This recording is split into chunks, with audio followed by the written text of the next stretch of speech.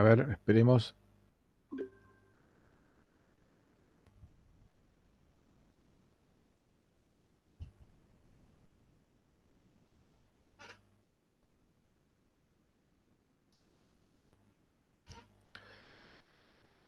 El sistema operativo eh, supone que se puede llegar a acotar el tiempo de respuesta de una tarea, o de un hilo, o de un thread. ¿Qué significa que eh, la respuesta ocurra dentro de un tiempo acotado? De que uno podría llegar a calcular el peor tiempo en cada caso para cada tarea, y de esa manera hacer intervenir al tiempo en el proyecto, en el diseño, en el desarrollo. Eso nos daría lugar a lo que realmente sería un sistema operativo en tiempo real. Como nosotros no lo vamos a hacer en el curso, nos vamos a encontrar con que en realidad vamos a estar usando un sistema operativo multitarea. No nos pongamos demasiado estrictos en el lenguaje, aceptemos el término RTOS para decir sistema operativo multitarea. Es decir, nosotros no vamos a hacer intervenir el tiempo en el proceso de desarrollo. Eh, el kernel del sistema operativo es el núcleo. Va a tener un montón de funcionalidades que son propias de cada sistema operativo. Es decir, hoy nosotros vamos a hablar de generalidades. Solamente en un punto vamos a hablar de la particularidad del FreeRTOS, que es nuestro objetivo. Pero vamos a hablar de generalidades. Cada kernel, el diseñador puede disponer de un montón, debe tomar un montón de decisiones. Por ejemplo, la forma de pasar mensajes entre tareas. Si las tareas deben ser independientes. Cada tarea es independiente de la tarea de al lado. La única condición que se tiene que dar es esa. Si una tarea depende de otra, está mal en llamar. Depende significa que necesita la continuidad con lo que se hizo en otra tarea previa. Bueno, eso significa que está mal estructurado y que en realidad debería ser una única tarea, la cual tiene la extensión de las dos tareas que decimos nosotros que son dependientes entre sí. No implica eso que las tareas no se puedan comunicar entre sí, lo hacen, y hay mecanismos que establece el diseñador del sistema operativo como forma de comunicarse entre tareas, transmitirse información, esperar resultados o enviar resultados. Nosotros lo primero que se nos ocurriría es manejarnos con variables globales, pero aquí aparece un problema serio porque la depuración es muy complicada. Si ustedes recuerdan, cuando hablamos en la parte de máquinas de estado, nosotros en la máquina de estado hacíamos una verificación del estado, cuando entrábamos en el loop de ejecución, hacíamos una verificación del estado, que el estado no fuera superior a un valor máximo. ¿Por qué hacíamos eso? Bueno, porque podía darse de que la variable estado se corrompiera porque alguna función, alguna subrutina, ahora sería alguna tarea, escriba un valor inadecuado. Al tratarse de una variable global y se pueda escribir un valor inadecuado, cualquier tarea puede llegar a escribir un valor inadecuado y entonces la depuración, el debugging, se hace muy, muy complejo. Conclusión, no es la forma de trabajar con variables globales, sino que tenemos que manejar mecanismos elaborados específicamente de comunicación entre tareas. No podemos usar variables globales, sino que tenemos que utilizar algún otro sistema de transferencia de variables solamente entre tareas. El sistema operativo tiene que ser determinístico, con lo cual vamos a dejar de lado Windows, porque Windows, por ejemplo, no puede garantizarlo, y también por otros problemas de tamaño, de requerimientos de hardware que nos exigen tanto Windows como Linux.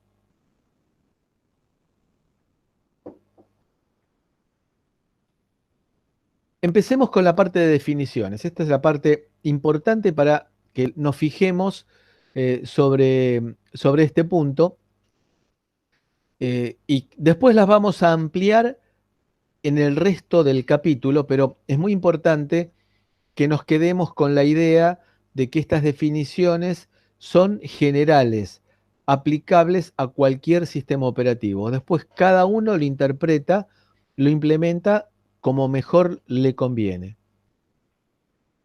Eh, algunos puntos para recalcar antes de comenzar. Eh, la implementación es genérica. No tenemos nosotros ningún sistema operativo que utilice definiciones de manual. No existen, sino que existen definiciones, pero que las interpreta después cada diseñador de sistema operativo como mejor le convenga. Y vamos a ver que en base al diseño que hizo el fabricante del sistema operativo, nosotros vamos a tener que tomar un montón de decisiones. Con lo cual, siempre insistimos que es bueno, cuando uno está trabajando en el diseño de un sistema general embebido, eh, trabaje primero en papel y lápiz y después lleve eso al teclado y la pantalla. ¿Por qué? Fundamentalmente porque si no lo hacemos en forma planificada, vamos a cometer errores que pueden hacer que el sistema se estrelle. Entonces recordemos esto porque enseguida vamos a ver algunos ejemplos de mal diseño y que pueden llevar a que el sistema colapse. Eh, el sistema operativo va a trabajar con tareas o threads. Task o thread van a ser términos que desde el punto de vista del significado no son exactamente lo mismo, pero nosotros por conveniencia le vamos a dar equivalencia, ser sinónimos.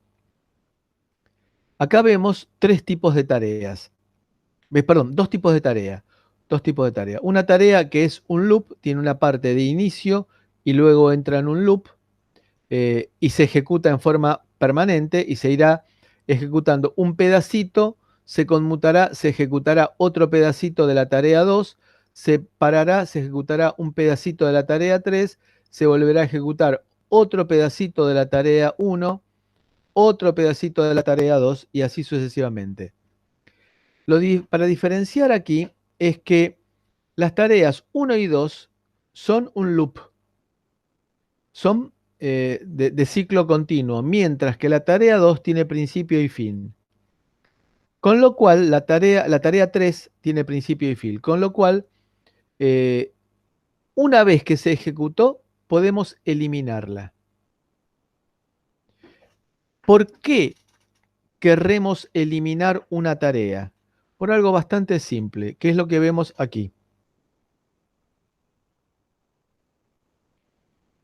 Fíjense que cada tarea va a tener asignada su propia zona de memoria. ¿Qué significa esto? Tendrá en la memoria RAM una pila propia de cada tarea. En esa pila, la tarea tendrá sus variables y la tarea tendrá también lugar para guardar los registros cuando esa tarea sea dejada de ejecutar y se pasa a ejecutar otra tarea, y de esa manera hay que guardar los registros para recuperarlos posteriormente y pasar a ejecutar exactamente del mismo punto en donde habíamos estado la vez anterior.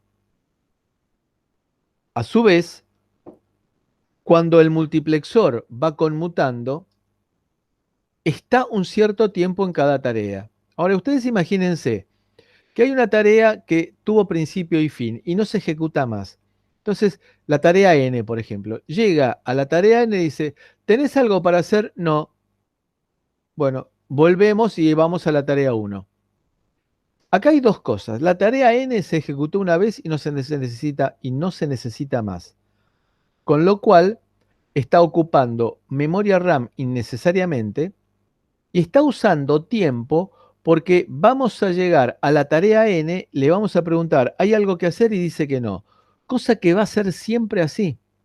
Por lo cual nos va a convenir a esta tarea que tiene principio y fin, eliminarla, borrarla, delete. O en algunos sistemas operativos son más drásticos y lo llaman kill directamente. Acá entonces tenemos tareas 1 y 2 que son loops, se ejecutan permanentemente. Barrido de teclado, actualización de displays. Habrá otra que será, por ejemplo, una tarea que sea la inicialización de un display gráfico, que es algo que lleva mucho tiempo y por lo tanto lo hacemos como una tarea. Y una vez que se terminó de inicializar el display gráfico, no hay que volver a utilizarlo. Un caso bien concreto. Supónganse que hacemos una estación de adquisición de datos meteorológicos en el medio de la cordillera de los Andes. Evidentemente, se va a alimentar con paneles solares y una batería. Me va a convenir ahorrar energía al máximo. Por lo tanto, voy a tener mayoritariamente el procesador en el estado de bajo consumo.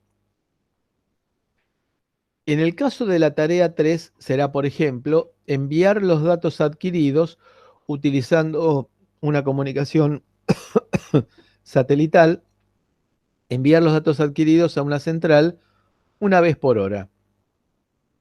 ¿Tiene sentido tener activa la tarea de transmisión de datos que se va a utilizar una vez por hora? Respuesta es no.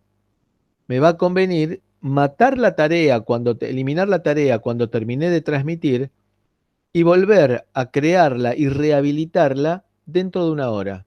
Mientras tanto, no se va a estar ejecutando y por lo tanto estoy ganando tiempo de ejecución, minimizando tiempo de ejecución y por lo tanto minimizando consumo y estoy alargando la vida útil de las baterías. ¿Alguna pregunta hasta aquí?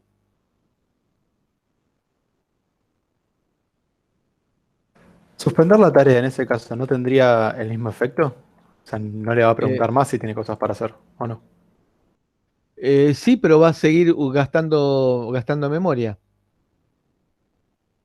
Si suspender la tarea va a significar que periódicamente tendré que avisarle a la tarea de que sigue estando suspendida y tendré un proceso para verificar si se cumplió la condición del pasaje de una hora y voy a estar de vuelta gastando ejecución en forma innecesaria. Ahora vamos a hablar de suspender y retomamos el tema. Andrés, Marcelo, ¿y qué se haría en ese caso? Eh, si yo necesito que cada hora me reporte la tarea. entonces yo tendré un timer que me avisa cuando pasó una hora. Lo que haré entonces será despertar, crear la tarea como si nunca hubiera existido antes, ejecutarla para transmitir la información que se adquirió durante esa hora y luego eliminarla, lo cual significa liberar la zona de RAM que estaba utilizando y sacarla de la encuesta a ver si necesita hacer algo.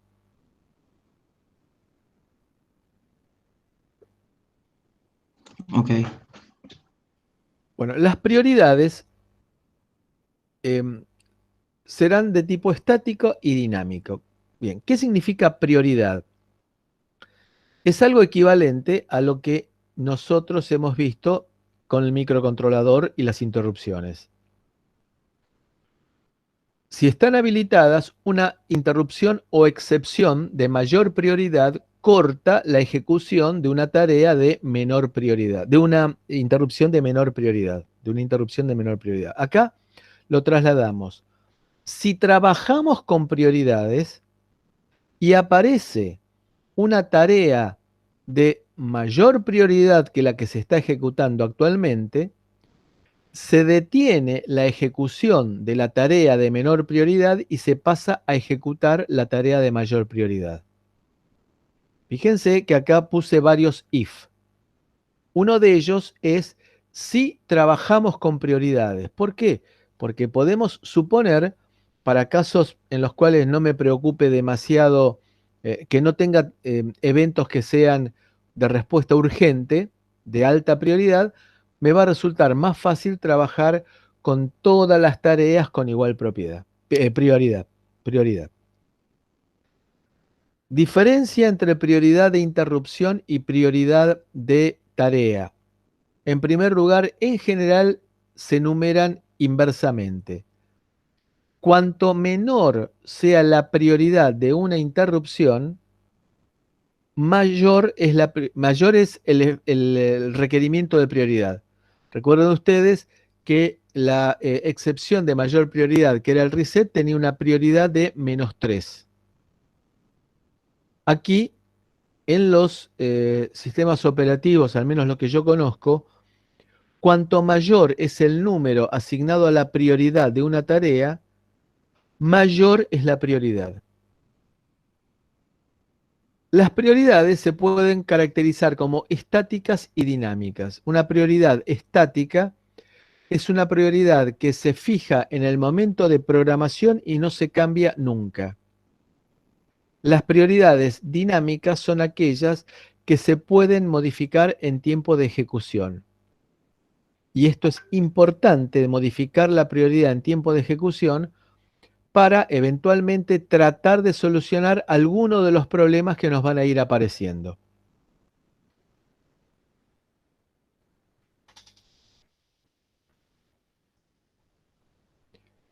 Las tareas, y esto es un poco lo que creo que había preguntado antes Andrés, puede estar en básicamente dos estados posibles. Para manejar las tareas, el sistema operativo va a mantener varias estructuras.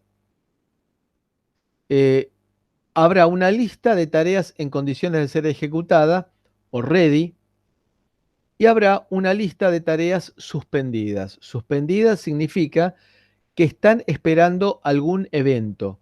Algún evento puede ser, por ejemplo, que del disco rígido bajemos un dato, que nos llegue un dato por línea serie, o bien que transcurra un cierto tiempo que está siendo manejado por algún timer. Entonces, habrá siempre una sola tarea ejecutándose porque utilizamos un micro de un solo núcleo.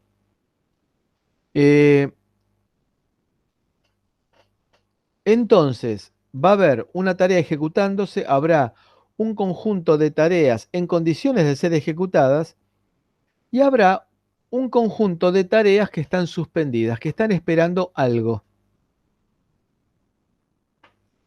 Y acá lo vemos en resumen, como siempre, en un diagrama. Va a haber una tarea ejecutándose, un microcontrolador con un solo núcleo.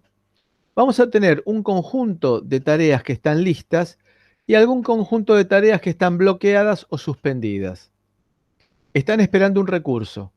Cuando le llega ese recurso, pasa a estar lista. Y acá el procesador va a elegir una tarea para ejecutarse. Y acá esto del procesador va a elegir una tarea para ejecutarse. ¿Cuál es esa tarea? Va a depender del criterio o el algoritmo que esté utilizando el procesador para seleccionar la tarea que se ejecutará. Vamos a tener una planificación preventiva, preemptive en inglés, también se la conoce en algunos casos como prevaciado, pero el término que involucra todo es el preemptive, no tiene una traducción única, que es una tarea de mayor prioridad, detiene la ejecución de una tarea de menor prioridad y la reemplaza. Todo esto lo vamos a ver más en detalle adelante. Este es una presentación general, un paneo general. Round robin son tareas de igual prioridad. Round robin quiere significar algo así como calecita, es decir, calecita redonda. ¿Cuál es la idea de calecita redonda? Cuando no tengo prioridad, una tarea viene a continuación de la otra. Es decir, viene primero, en la calecita viene el caballito, después el autito, después el avioncito. Pega la vuelta y vendrá nuevamente el caballito, el autito, el avioncito. El caballito, el autito, el avioncito. Siempre en la misma secuencia, porque todas las tareas tienen igual prioridad. Es decir, que ninguna tarea desplaza a la otra. Y en el caso de trabajar con igual prioridad en las tareas, tendremos dos opciones. Una que se llama time slice o rodajas de tiempo, es decir, que a cada tarea se le asigna un cierto tiempo. O si no, la otra es el multihilo cooperativo. Una tarea dice en forma voluntaria, terminé. Sistema operativo, asignale la ejecución a otra tarea. ¿Cuándo se puede dar eso? Por ejemplo, en el barrido de teclado. ¿Tiene sentido que yo esté 1 milisegundo barriendo el teclado cuando en una de esas hice un barrido en 100 microsegundos? Y la respuesta es no. Entonces, la tarea barrido de teclado, por ejemplo, dice, hago el barrido y cuando termino de hacer el barrido, si no hay ninguna tecla oprimida, no hago nada en especial. Si hay alguna tecla oprimida, guardo fila y columna para que después sea procesada por otra tarea. Entonces, hago eso, haya tecla oprimida o no haya tecla oprimida, y luego digo, sistema operativo, terminé. Pero pasaron 100 microsegundos, vos tenías 1 milisegundo. Está bien, pero no lo necesito. Entonces, en forma voluntaria, en forma así tan cooperativa, la tarea dice, terminé, pasale la ejecución a otra tarea. Recordemos la idea de determinismo. Nosotros debemos intentar que nuestro sistema sea determinístico, con lo cual nos va a fijar una condición importante, porque voy a pretender que con el determinismo, aparte de pasar de un estado inicial a un estado final en forma sistemática y siempre llegando al mismo estado final, también voy a requerir que lo haga en el mismo tiempo. Entonces, si yo tengo, de la misma manera que nosotros protestábamos cuando teníamos las interrupciones que tardaban tiempos distintos de acuerdo a las condiciones, en el caso del ARM7, aquí también vamos a tratar de evitar combinaciones de branches que haya en la ejecución de un programa que hagan que se demore más o menos la ejecución de ese programa. Kernel y esta es una definición importante, la mínima implementación de un sistema operativo. Va a tener, por lo menos, obligatoriamente, un planificador, que lo vamos a llamar scheduler. ¿Qué va a hacer el planificador? Decir, cuando termines de ejecutarse vos tarea 1, se pasará a ejecutar la tarea 25. Y cuando termine la tarea 25, se pasará a ejecutar la tarea 11. Porque se supone entonces que el planificador tiene un algoritmo que es el que se encarga de ir asignando cuál es la próxima tarea a ser ejecutada. Y aparte tendrá un gerenciador para la conmutación de tarea activa o cambio de contexto. El contexto es una foto del estado de las variables de la tarea y de los registros del procesador. Ese es el contexto. El cambio de contexto va a significar cambiar la tarea que está activa y por lo tanto cambiar de foto. Habrá un dispositivo que se encargará de cumplir lo que le indica el scheduler. Es decir, en el momento dado, el scheduler dirá, terminó el tiempo de la tarea 1, vamos a ejecutar la tarea 25. Y le va a decir a ese gerenciador de cambio de contexto, le va a decir, cortá la tarea 1 y pasá a ejecutar la tarea 25. También se lo suele llamar al gerenciador de conmutación de tarea activa dispatcher o despachador. Y lo decimos en forma chistosa, graciosa, que el planificador es el padrino y el dispatcher, el padrino de la película, el mafioso, y el dispatcher es el sicario que se encarga de cumplir con la directiva que le dio el mafioso. El cambio de contexto dijimos entonces que es cambiar la zona de memoria que está activa. Cada tarea tendrá una zona de memoria propia y que está activa. Y cambiar también el contenido de los registros. Eso es el cambio de contexto. Existe un tema que es el hambreado, starvation de tareas. Significa que cuando trabajo con prioridades, a una tarea le asigné baja prioridad y no alcanza a ejecutarse nunca porque están tareas de mayor prioridad compartiendo la ejecución del procesador. Es decir, que no tienen tiempo para las tareas de menor prioridad. ¿Qué significa? A ver, ¿qué les parece a ustedes? ¿Qué quiere significar de que hay una tarea que está siendo hambreada?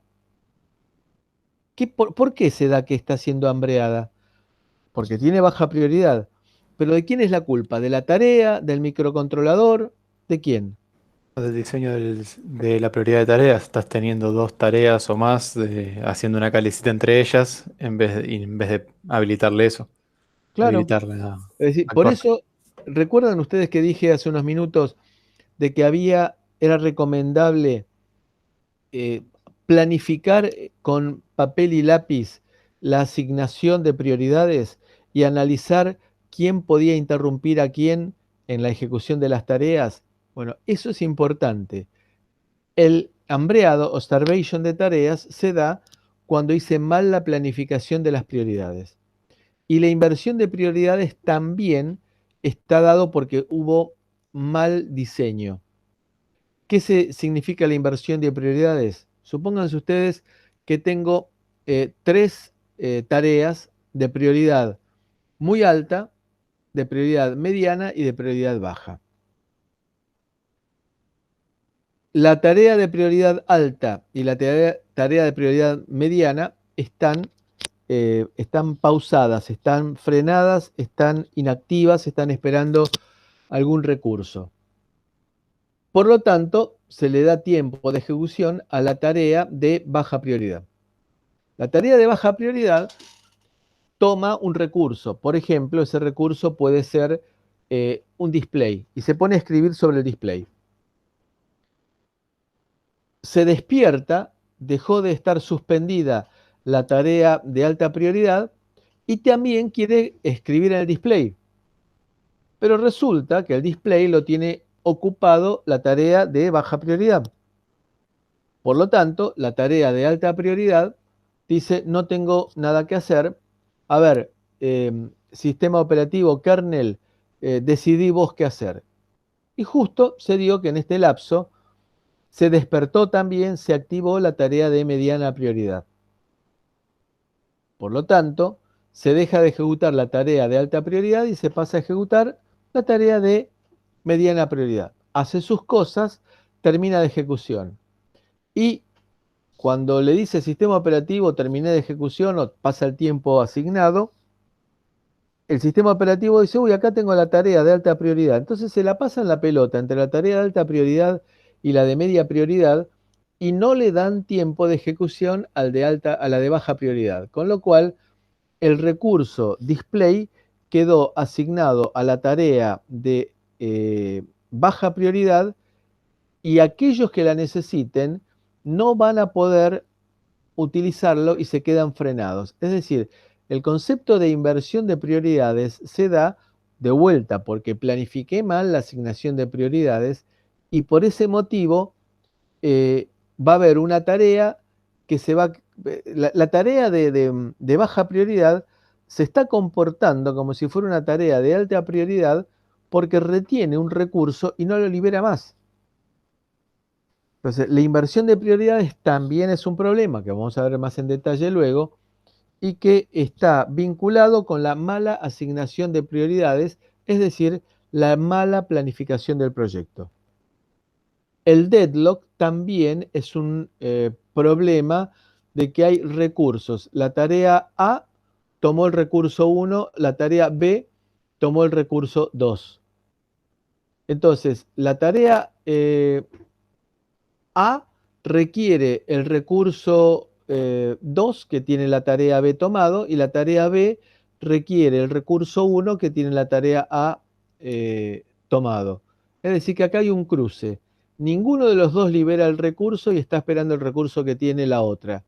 Con lo cual, esto es un deadlock o es también se lo llama abrazo del oso. Es el equivalente a un cruce de calles en el cual hay 4 autos que uno le impide el paso al otro, que el otro le impide el paso al otro y así sucesivamente están los 4 como si fueran formando un molinete y no pueden avanzar. Los sistemas en tiempo real puede haber 2 tipos, relajados y estrictos. El relajado, digamos que, por ejemplo, un teléfono celular. ¿Qué pasa si yo oprimo un número en el teléfono celular y no me responde inmediatamente, sino que me responde dentro de 5 milisegundos? Yo ni me entero. Los juegos de computadora, y bueno, el juego de computadora siempre se trata de que sea lo más rápido posible. Pero, ¿qué pasa si le doy al joystick y me responde 3 milisegundos después? Yo ni me entero. Ahora bien, eso es un sistema en tiempo real relajado. Un sistema en tiempo real estricto exige el cumplimiento de tiempos en una forma mucho más estricta. Por ejemplo, el caso del airbag, que nosotros le ponemos cota 50 milisegundos de actuación más menos 5 milisegundos. Y acá hay otros vinculados con transporte, el control de tráfico aéreo y, por ejemplo, el caso de los vehículos que tienen autonomía, así que no utilizan conductor, los vehículos autónomos. Una de las grandes ventajas de 5G no es solamente la cantidad de bits por segundo que me permite disponer, sino que es aparte el tiempo de respuesta. Esto quiere significar que voy a poder, cada vehículo con 5G, cada auto en la calle con 5G, va a tener una especie de faro que está avisando, acá estoy. Entonces, otro vehículo que viene por una calle transversal recibe esa información de aquí estoy y toma la decisión de qué hace, si avanza o frena. Bueno, en esos casos se requiere un control de tiempos estricto. Lo mismo que para sistemas de control de procesos o sistemas de electromedicina, de bioingeniería, en los cuales, por ejemplo, tengo que medir con suma precisión el tiempo de radiación de un sujeto que se le está tratando un tumor. No le puedo dar el tiempo de más o menos, sino que tengo que dar el tiempo con suma precisión porque si no lo puedo llegar a freír al pobre. Lo mismo para las plantas nucleares, para los sistemas de control de procesos.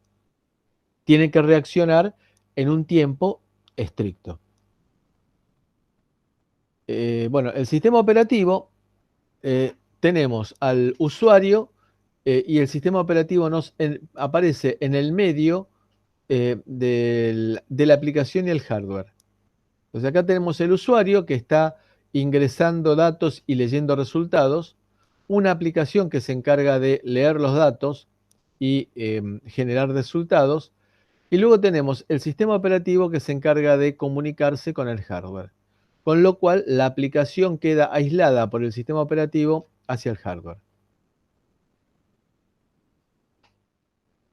¿Cómo es que implementamos desde históricamente un sistema operativo? Bueno, lo primero que se hizo fue un loop o un super loop, también se lo llama a veces, que es esperar por algo, hacer algo. Espero que me llegue un dato por el puerto serie, lo proceso. Espero que me llegue otro dato por el puerto serie, lo proceso. Y así sucesivamente. Es fácil de escribir, fácil de depurar, pero la duración es incierta, porque si tengo varias tareas encadenadas, esperando por algo y haciendo algo, va a depender de cuánto tiempo tarde en llegarle ese algo para pegar una vuelta. Con lo cual, es difícil de escalar, es decir, de aumentar el tamaño, es decir, agregando más prestaciones, porque iría poniendo más etapas en ese loop, y aparte, la duración es incierta, porque dependerá de vuelta cuánto tiempo tarde en llegarme el dato por el puerto serie.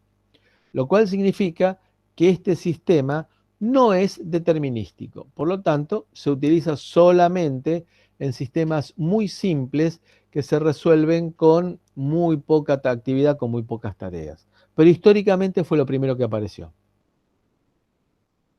La otra forma es la de el polled loop con interrupciones. Es decir, que acá me va una interrupción en la rutina de atención de la interrupción, producir algún resultado y le aviso al loop principal. O sea, el loop principal está esperando por el resultado de esa interrupción y hace algo. Con lo cual se mejora el anterior, pero sigue teniendo problemas, como por ejemplo la escalabilidad. Es decir, este sistema no es fácilmente escalable porque si tenemos más fuentes de interrupción, el sistema puede demorar demasiado. Entonces puede colapsar porque no me va a responder en el tiempo que yo necesitaba. Entonces, en el caso de interrupción, que vimos recién, se está ejecutando un programa, llega un pedido de interrupción, por ejemplo, porque hay un dato en el puerto serie, se guarda el estado del procesador, se ejecuta la rutina de atención de interrupción, Interrupt Service Routine, termina, se restaura el estado del procesador y volvemos a la ejecución normal del programa. Background y foreground. Background y foreground significa al frente y atrás, lo que nos permite, por ejemplo, el PowerPoint cuando estamos guardando imágenes, pegando imágenes una sobre otra. Hay una que es traer al frente y enviar al fondo. El background es el fondo, el foreground es el frente. Una tarea que la hago cuando no tengo otra cosa que hacer es una tarea típicamente de background. El background es ese ruido de fondo que uno escucha cuando nuestro interlocutor en el teléfono está hablando desde la calle. Estoy haciendo una tarea 1, paso a ejecutar una tarea 2. Me aparece un pedido de interrupción. Entonces me aparece un pedido de interrupción, atiendo esa interrupción y vuelvo. Luego de terminar la tarea 2, paso a ejecutar la tarea 3. Me aparece un pedido de interrupción, lo atiendo. Me aparece un pedido de interrupción de mayor prioridad, lo atiendo. Vuelvo a atender la interrupción de menor prioridad y luego termino de ejecutar la tarea 3. Aquí lo vemos de otra manera, es lo mismo pero visto de otra manera. Entonces estoy haciendo tareas, aparece un pedido de interrupción, luego fíjense, estoy ejecutando la tarea que es cuadriculada, paso a ejecutar una tarea que es rayada en la interrupción y cuando vuelvo a ejecutar la tarea cuadriculada. Me aparece un pedido de interrupción, empiezo a ejecutar esta rutina de atención de interrupción oscura, paso a ejecutar otra tarea otra rutina de atención de interrupción porque me apareció la interrupción de mayor prioridad y luego vuelvo y deshago el camino según lo hice. Entonces paso a ejecutar, a terminar la rutina de atención de interrupción de baja prioridad y luego paso a ejecutar nuevamente el programa que se estaba ejecutando cuando apareció la interrupción. Entonces, ¿qué es lo que hace un sistema operativo en tiempo real? Lo que hace es multiplexar tareas. Entonces tendré un kernel, que es el núcleo, que se encarga de manejar pantalla, El día en que Epa. 745 argentinos fallecieron, 65% bonaerenses. Este día, en lugar de habernos convocado para trabajar y reformar la ley con la que dicen no pueden comprar la...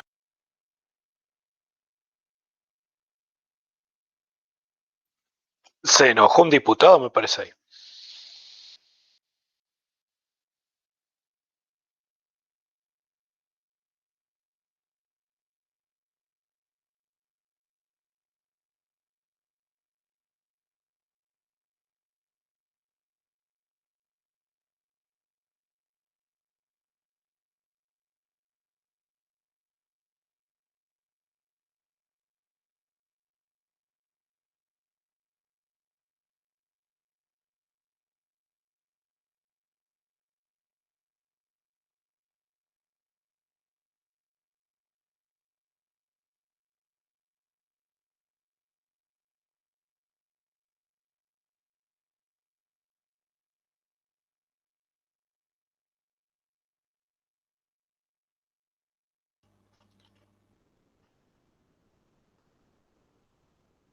Bien, ¿están viendo nuevamente mi pantalla? Sí.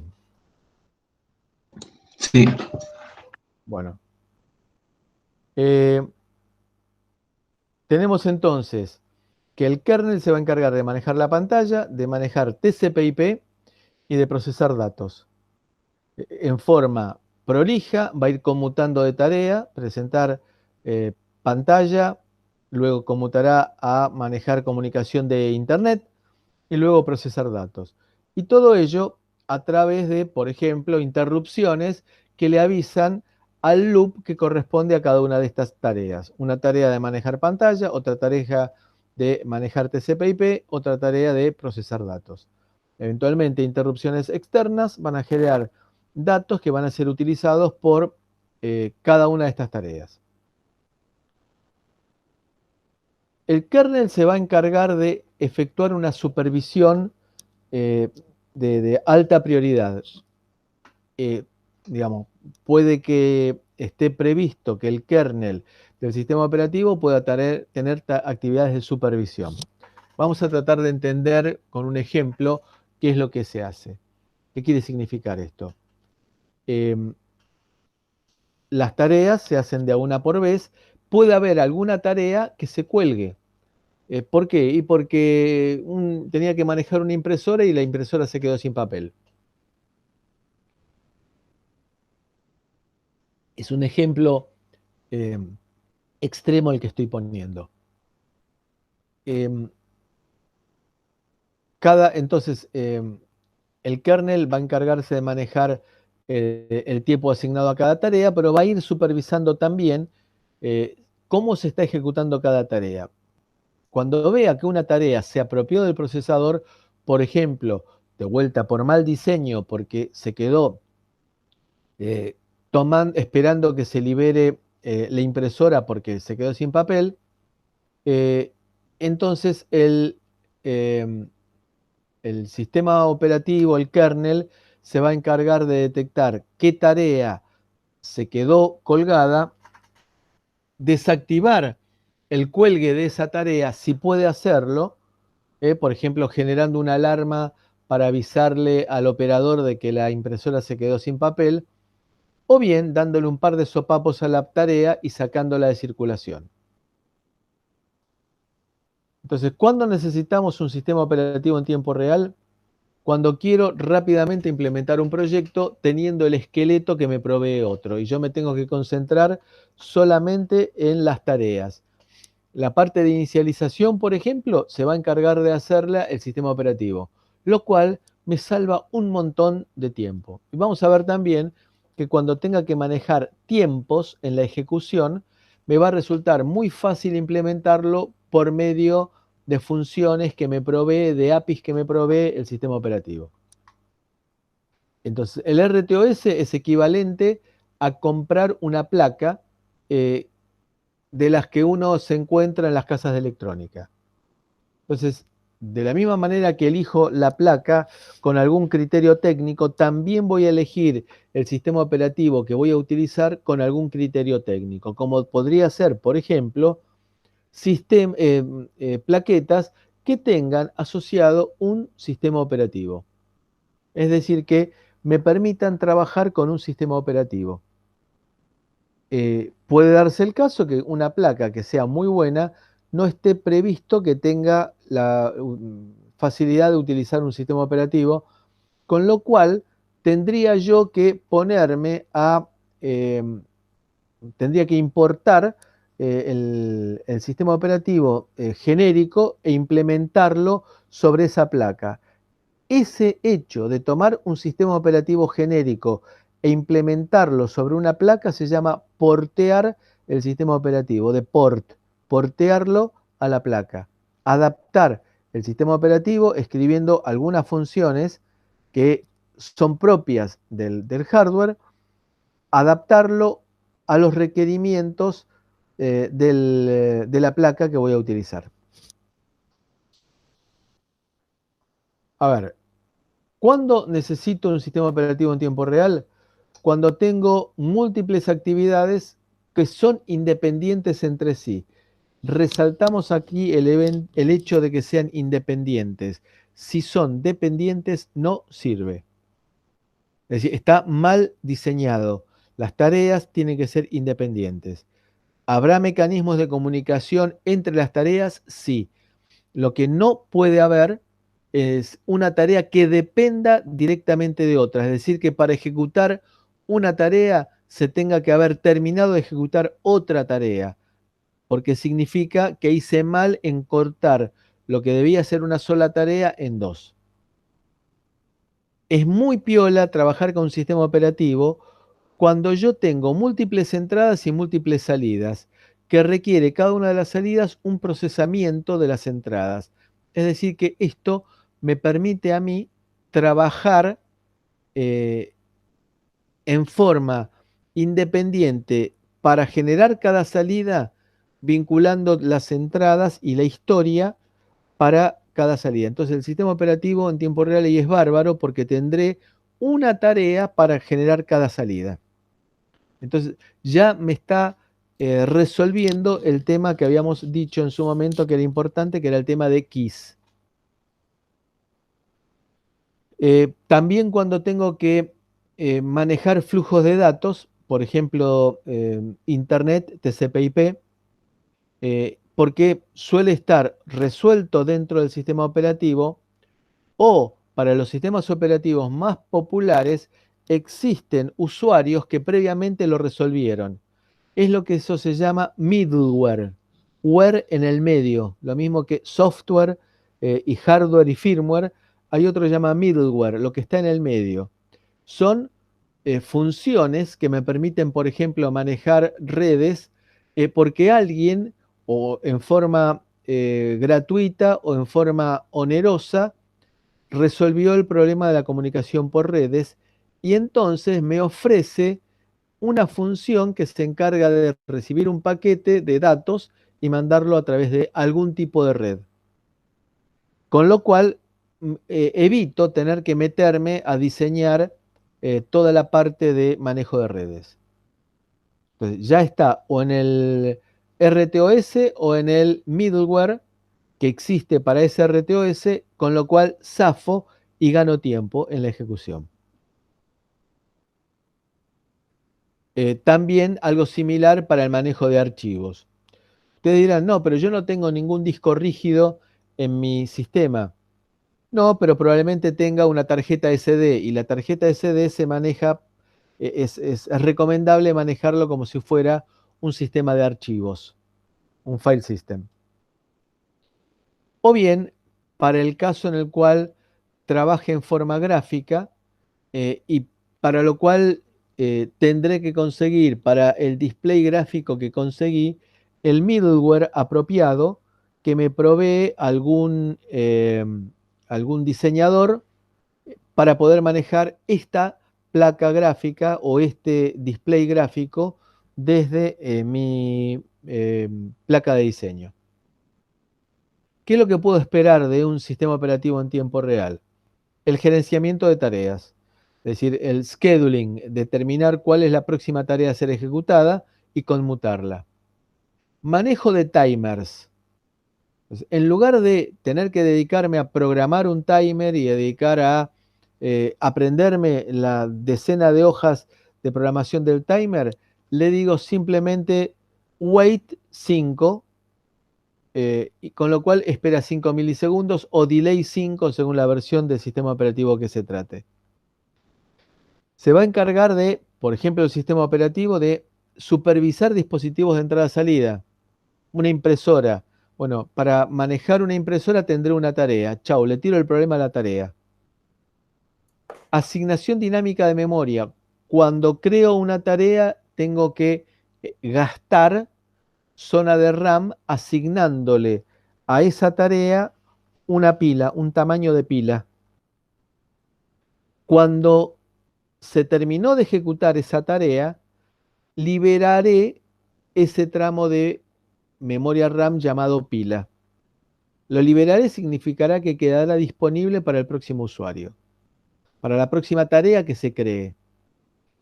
Los sistemas operativos en general fragmentan la memoria, es decir que no me compactan y me juntan, todos los espacios libres de memoria que tenga, no me los juntan en un solo espacio libre, único y grandote, sino que en general no tienen esa opción. La asignación dinámica de memoria es a una tarea asignarle memoria RAM en el momento que se crea la tarea y liberar la memoria RAM en el momento que se elimina la tarea. Y también encargarse de la parte de comunicación entre tareas, intertareas, y también la sincronización de tareas. Avisarle una tarea a la otra, che, ahí te puse un dato en la cola, y avisarle, y con eso es suficiente como para que la segunda tarea se entere, y eso es lo que llamamos sincronización. Un ejemplo típico, la bomba de infusión. Hoy en día está lamentablemente muy en boga el tema de bombas de infusión. ¿Qué es una bomba de infusión? Es aquella que me permite dosificar múltiples medicamentos en un mismo, que le llegue a través de un tubito a la vena a un paciente. Entonces viene el médico, utiliza su criterio profesional para decir droga A 10 miligramos por minuto, droga B 20 miligramos por minuto, droga C 30 miligramos por minuto. Y ahí tendremos unas bombitas peristálticas, que son el tipo de bombitas manejadas por un excéntrico, de esas que suele haber en los locales o en las casas con la cascadita de Feng Shui, que está cayendo agüita. Bueno, ahí utilizan, también es la misma que se usa para airear las peceras. Es un excéntrico que va presionando un tubito flexible y que va o bien enviando líquido o bien enviando aire, según el caso que se trate. Entonces, es fácil de implementar, hay que implementarlo, por supuesto, con seguridad para el caso. Vamos a tener transductores que monitorean la cantidad real de drogas que se le han aplicado al paciente. Vamos a tener un display que va a estar marcando la cantidad de droga por minuto que se le va a aplicar al paciente. Vamos a tener un teclado que lo va a manejar el médico para programar la dosificación de las drogas. Fíjense que manejar el teclado va a requerir probablemente ingresar algún tipo de clave de seguridad, alguna identificación, no sea que vengan los herederos a cambiar la dosificación de drogas al pobre paciente.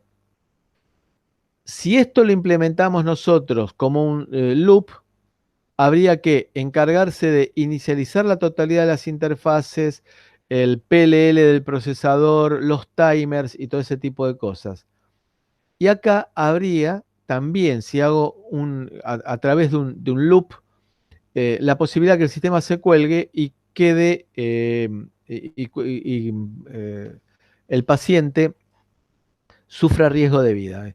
Como había en un dibujo animado hace mucho tiempo de la Pantera Rosa, es que por error lo empezaban a inflar y quedaba hecho un globo porque no le habían apagado el ingreso del tubo de gas y bueno, se inflaba. Bueno, pasa lo mismo en estos sistemas. Si no hay supervisión de algún tipo, se puede producir un cuelgue. Muchas de estas cosas las resuelve directamente el sistema operativo en tiempo real, también incorporando un supervisor de mayor jerarquía que se encargue de destrabar cualquier eventual cuelgue que ocurra, que suceda. ¿Por qué no Linux? Bueno, porque Linux fundamentalmente, aparte de ser no determinístico, hay alguna versión de Linux embebido que busca mejorar su determinismo, pero fundamentalmente lo más grave es que Linux utiliza megabytes de flash frente a unos pocos kilobytes que necesita el FreeRTOS, que aparte uno puede configurarlo para hacerlo chiquitito, chiquitito, si tiene un procesador pequeño y agrandarlo un poco con prestaciones o por ejemplo con el tamaño asignado a la pila de cada una de las tareas, si tiene un procesador un poquito más grande. Y aparte Linux, por el hecho de tener más componentes, va a gastar más energía y usar un impresor más grande, lo cual significa mayor costo. Y sobre todo no es determinístico, es decir, porque puede dedicarse a algo como puede ser una actualización y nos deja colgado el sistema. Y aparte, cuanto más grande sea en código una actividad, un proyecto, una tarea, mayor probabilidad de fallas existe. Hay una curva empírica que muestra que al incrementarse la complejidad del sistema, los problemas crecen, los bugs crecen exponencialmente. Ejemplo claro, si yo les digo a ustedes, tienen 5 minutos para escribir 5 líneas de código en C sin errores. Yo creo que la mayoría diría, sí, acepto. Ahora, si yo le digo, bueno, tienen 50 minutos para escribir 50 líneas de código en C sin errores. Bueno, yo creo que habría también unos cuantos que aceptarían. Ahora, si yo le digo, tienen 500 minutos para escribir 500 líneas de código C sin errores, y ya creo que ahí empezaría a realear la cantidad de postulantes a aceptar el desafío. ¿Por qué? Bueno, porque cuando el sistema crece es más difícil de depurarlo y sacarle todos los bichos que pueda llegar a tener. Por lo tanto, todo sistema grande presenta bugs y comparativamente muchos más bugs que un sistema pequeño. El caso de Linux, si bien es código libre, requiere licencias. Y después llevar Linux a un sistema nuevo, es decir, que no existe algún Linux ya pensado para el sistema nuevo, es complicado. Retomamos el dibujito. ¿Alguna pregunta hasta aquí? No, por ahora. No, nada por el momento. Gracias. Entonces, tenemos la tarea 1 que se empieza a ejecutar, se ejecuta un pedacito, luego se conmuta por algún criterio que tenga el kernel, se empieza a ejecutar la tarea 2, se termina de ejecutar la tarea 2 y la conmuta a la tarea 3, se ejecuta un pedacito de la tarea 3 y luego se conmuta y se retoma la tarea 1 del punto en el cual se había dejado antes. Se ejecuta un nuevo pedacito de la tarea 1 y luego se pasa a ejecutar la tarea 2, que se ejecutará otro pedacito y así sucesivamente. Es importante poder saber en qué pedacito quedé antes en la ejecución. Entonces, tarea es un hilo de ejecución independiente,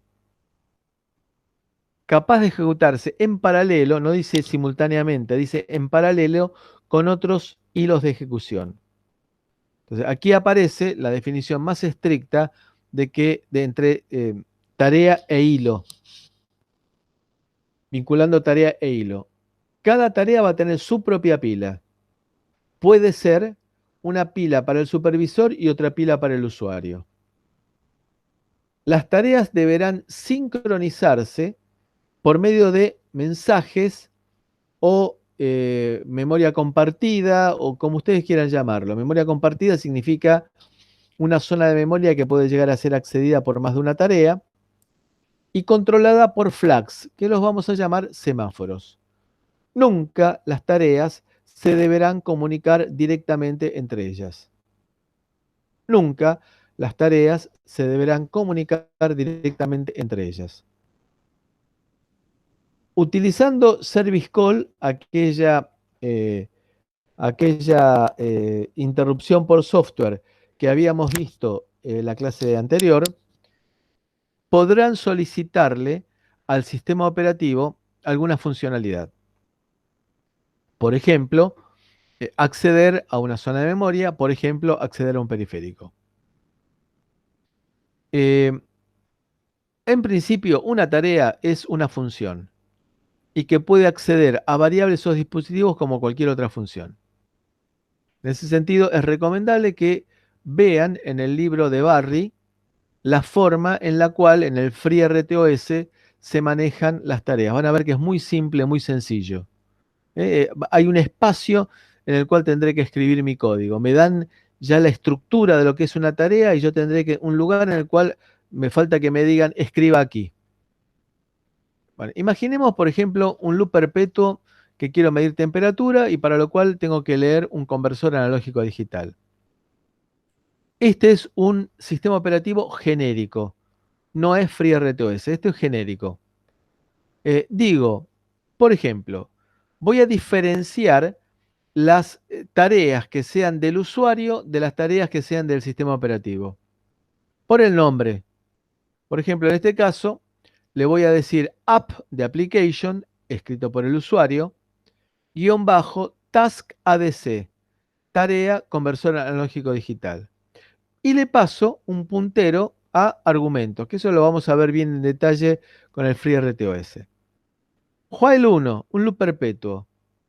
Leer el conversor analógico digital es una función que yo he escrito aparte, que se encarga de leer el conversor analógico digital, y fíjense, le digo así de fácil, OS, time delay 10 milisegundos.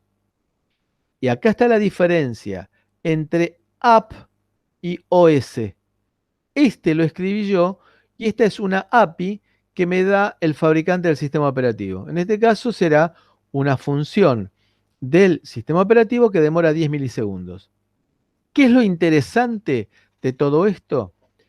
Que voluntariamente le estoy diciendo, por 10 milisegundos, hacé lo que a vos te parezca y venía a despertarme dentro de 10 milisegundos. Con lo cual, no es un simple loop que se queda acá esperando colgado a que el procesador haga pasar 10 milisegundos, sino que le dice, sistema operativo, disponí vos de los recursos y dentro de 10 milisegundos dame bola de nuevo.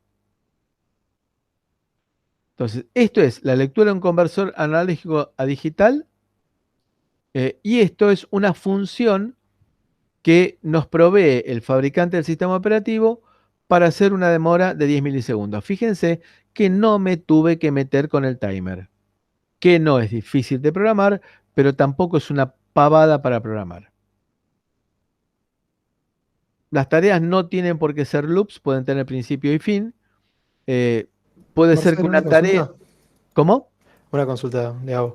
Adelante. ¿El OS delay es el equivalente al btask delay o es otro? Claro, claro.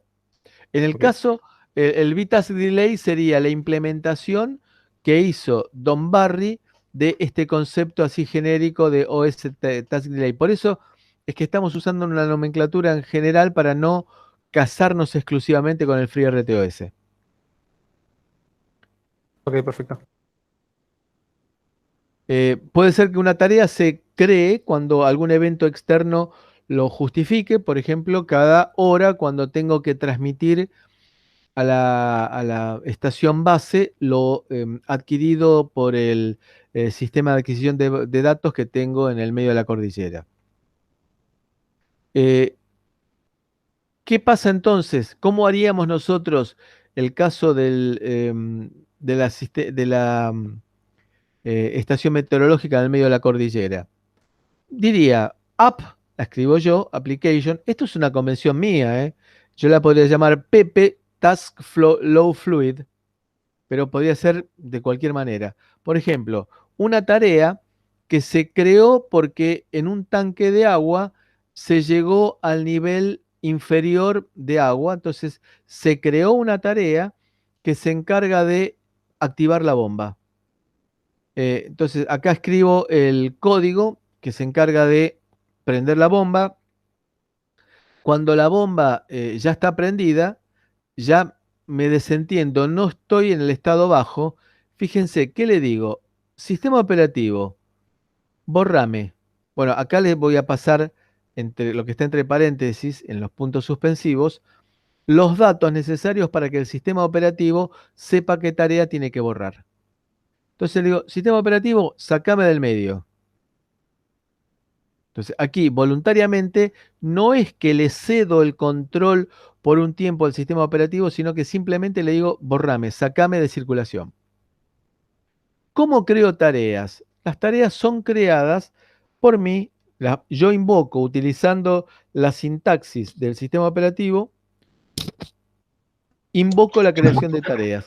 Marcelo, perdón. Sí, En la página anterior me queda una duda, un tipo de ruido. Bien. Esta tarea, por ejemplo, no está usando un bucle while. ¿Y esto a qué se debe? ¿Que es una tarea ejecutada por una interrupción o tiene que ser exclusivo esto o puedo yo o no usar el while? Porque al no, parecer el, una el, vez que sí, el while es cuando hago un loop. Esta tarea tiene principio y fin. sí, Entonces, no es el caso que habíamos visto de tarea que es un loop. ¿Se acuerdan que había tres tareas? La 1 y la 2 eran loops y la 3 era lineal. sí, Bueno, este es el tipo de tarea que es lineal, tiene principio y fin.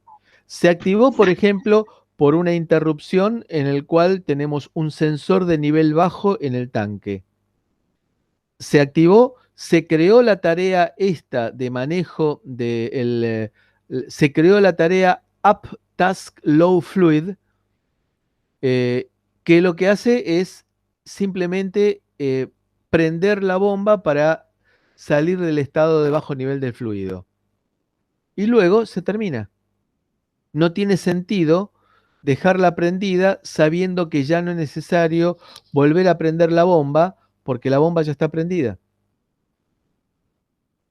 Entonces, es una tarea que tiene principio y fin, es una tarea lineal. Se borra. ¿Cuándo se va a crear nuevamente? Y a la noche, cuando nos quedemos sin agua de vuelta.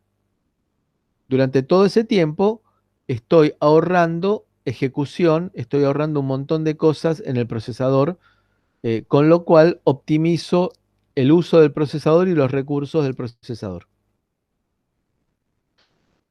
¿Quedó un poco más claro, Luis? sí, Marcelo, gracias. Por nada. ¿Alguna pregunta más?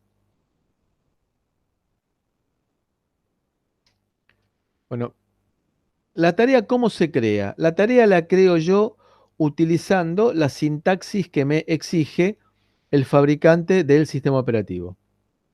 Una tarea puede crear otra tarea. Si yo las tareas no tengo necesariamente que crearlas al principio, cuando inicializo todo el sistema, cuando prendo el sistema, sino que las puedo llegar a crear en cualquier momento. Como por ejemplo, cuando se nos activa el sensor de bajo nivel de fluido en el tanque de agua.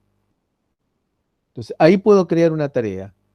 No tiene por qué ser al principio del programa. Es lo más prolijo, pero no es obligatorio. Por ejemplo, ahí tengo OS init, inicializo el kernel del sistema operativo. Y ahí empiezo a crear las tareas. Es decir, acá voy creando las tareas diciendo las tengo preparadas. Y abajo, fíjense que estoy llamando a una función que se llamará OSStart, que lo que hace es arrancar el multiplexor. Bueno, con esto entonces, ¿cómo es que lo haría yo en el FreeRTOS? Y bueno, lo que hago es similar. ¿Cómo es la estructura de una tarea en el FreeRTOS? Le voy a pasar el void.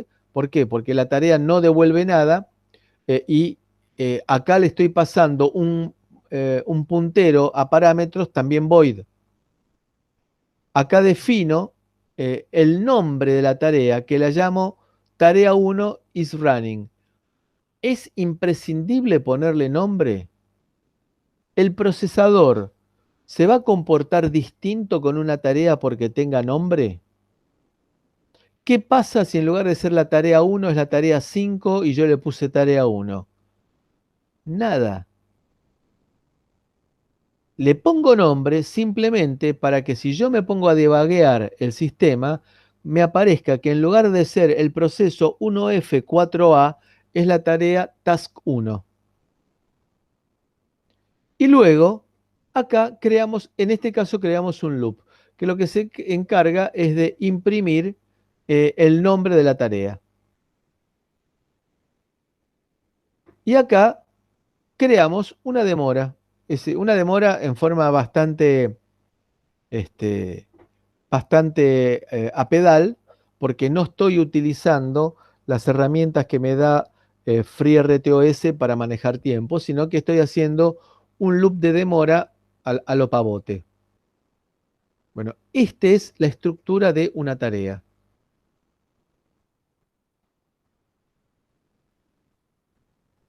Vamos a tener tareas del sistema que son creadas por el kernel con prioridades reservadas, de manera que una tarea de usuario difícilmente pueda interferir con una tarea creada por el kernel.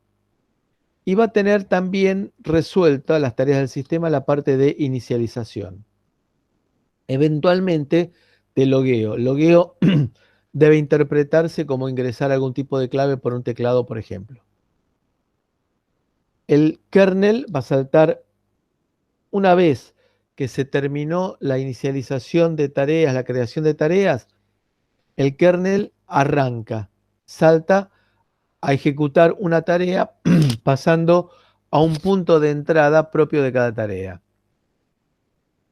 Luego yo voy a poder en cada tarea hacer algún tipo de actividad y también crear otras tareas o bien crear otros objetos del kernel. ¿Qué son los objetos del kernel? Son, por ejemplo, tareas, son, por ejemplo, colas, son, por ejemplo, variables, son, por ejemplo, flags o semáforos. Entonces, yo puedo llegar a crear otra tarea o puedo crear otro objeto en general. Cuando no tengo nada que hacer, el sistema va a estar ejecutando una tarea que se llama idle u ociosa. La ejecución de esa tarea significa no tengo ninguna tarea de mayor prioridad que esté en ejecución. En este caso, me va a convenir pasar, en la tarea idle, pasar el procesador al modo de bajo consumo y que se despierte cuando transcurrió, por ejemplo, la trama, la ranura de 1 milisegundo que vamos a generar con el SysTick. Tareas típicas vinculadas con la vida de una tarea, creación y borrado, suspender y reiniciar, leer la prioridad y cambiarle la prioridad, bloqueo de preferencia o preemption, es decir, dejar de ejecutarla para ejecutar una tarea de mayor prioridad, demoras, como hemos visto recién, en ese caso del OS Task Delay, o bien eventualmente reiniciar una tarea. Y acá nos viene información de la tarea. Bueno, obtener el ID será la identificación de la tarea. Cuando yo creo una tarea, por más que la llame Task 1, para el procesador, para el sistema operativo, perdón, para el sistema operativo será la tarea 1F4. Ese es el ID. Entonces, si yo entro en por ejemplo, en Windows, me fijo los procesos que están activos, lo mismo para Linux, me va a aparecer un número de 32 bits que identifica la tarea que se está ejecutando. Eso es lo que entiende el sistema operativo. El Task 1 va a ser simplemente, como decimos en el barrio, para la girada, para la gilada, para el que lo está mirando, para el que está divagueando. No es entendido por el kernel. Y después también obtener el TCB. ¿Qué es TCB? TCB será o bien Task Control Block o Thread Hilo Control Block, según la bibliografía de que se trate. Ahora vamos a volver con la idea del TCB para redondear esta clase. Las tareas pueden ser periódicas, que requieren atención periódica.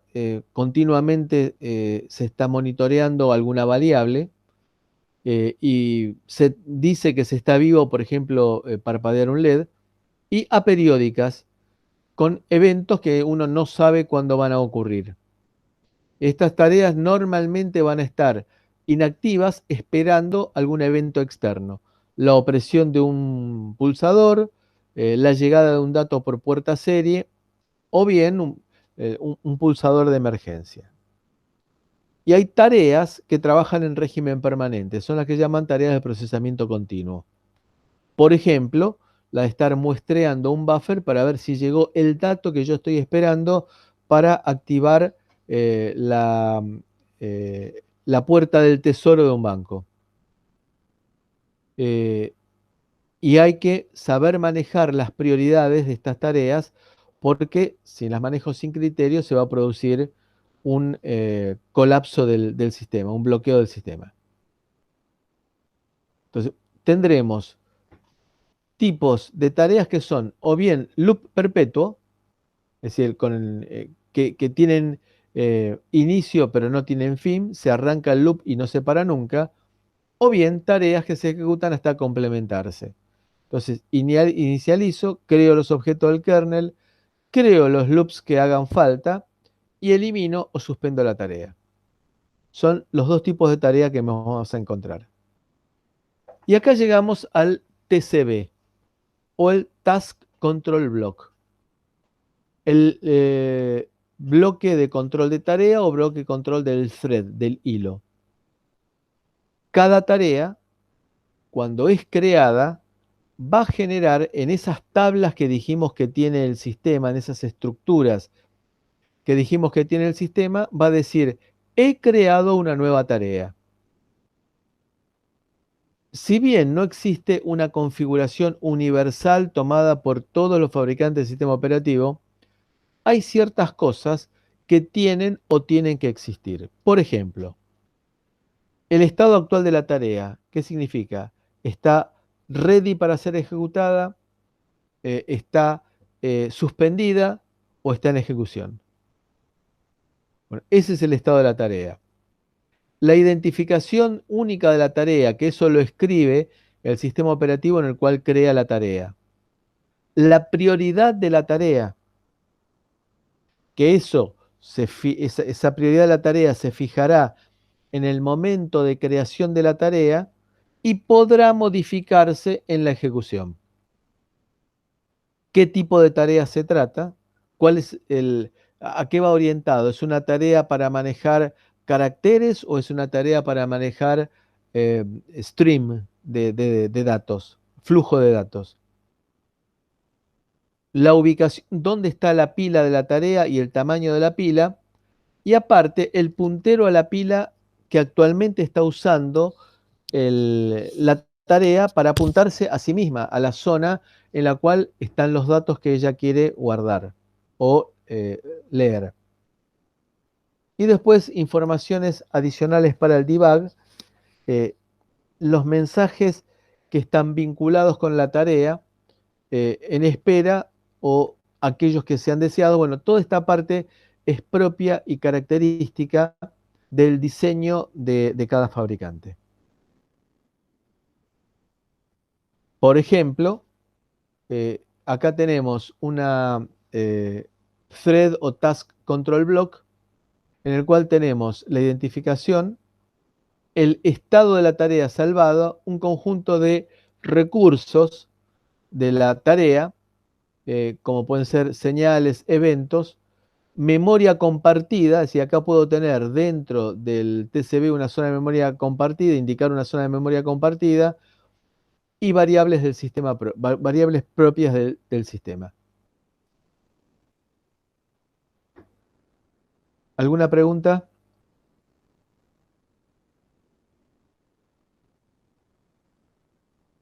No, nada. Por el momento nada. Bien.